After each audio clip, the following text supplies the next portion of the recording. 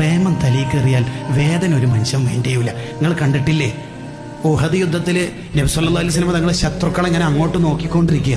എന്താണ് അവർ ചെയ്യുന്നത്? ശത്രുക്കളാണെങ്കിൽ പതിയിരുന്ന് തങ്ങൾക്കെതിരെ ഉന്നം വെച്ച് അമ്പയ്യാൻ ശ്രമിച്ചുകൊണ്ടിരിക്കുമ്പോഴാണ് മഹാനായ അബൂ ദുജാന റളിയല്ലാഹു അൻഹു നബി സല്ലല്ലാഹു അലൈഹി വസല്ലം തങ്ങൾ അങ്ങോട്ട് നോക്കുമ്പോൾ റസൂലുള്ളാഹിനെ മറന്നിട്ട് ഇങ്ങനെ നിന്നത്, ഫേസ് ടു ഫേസ് ഇങ്ങനെ മുട്ടിയിട്ട് ഇങ്ങനെ നിന്ന്.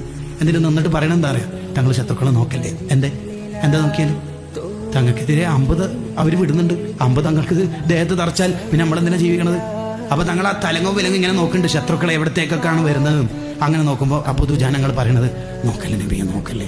ഇങ്ങനെ പറയുമ്പോഴേക്ക് തങ്ങൾക്കെതിരെ വരുന്ന 19 ഇരുമ്പിന്റെ അമ്പ് ഈ പുറത്ത് തറച്ചിട്ട് ബ്ലഡ് 19 ദ്വാരത്തുനിന്ന് ബ്ലഡ് പുറത്തേക്ക് പോകുമ്പോൾ അബൂ ദുജാനങ്ങൾ ഇങ്ങനെ തന്നെ നിന്നിട്ട് പറയണത്, നോക്കല്ലേ നബി, എന്റെ മുത്ത് തങ്ങളല്ലേ, നോക്കല്ലേ. ഈ പ്രേമം തലയിൽ കയറിയാൽ ഇനി 1000 അമ്പ് തറച്ചാലും വേദന ഉണ്ടാവില്ല. പ്രേമം കയറണം തലയിൽ, നാവിലല്ല, സ്റ്റാറ്റസിലല്ല, തലയിൽ കയറണം. അതാണ് വൽ ഹുബ്ബു യഅ്തരിളു ലദ്ദാതി ബിൽ അലമി. എടോ പ്രേമം തലയിൽ കയറിയാൽ എങ്ങനെയാ? നേർത്ത മൊഴികളിലകമുണരും കുറുകിടുമീ പറവകളും ദൂതു പോകും നേരം കലമുകളിൽ കവിതകളാൽ പൂങ്കിനാക്കൾ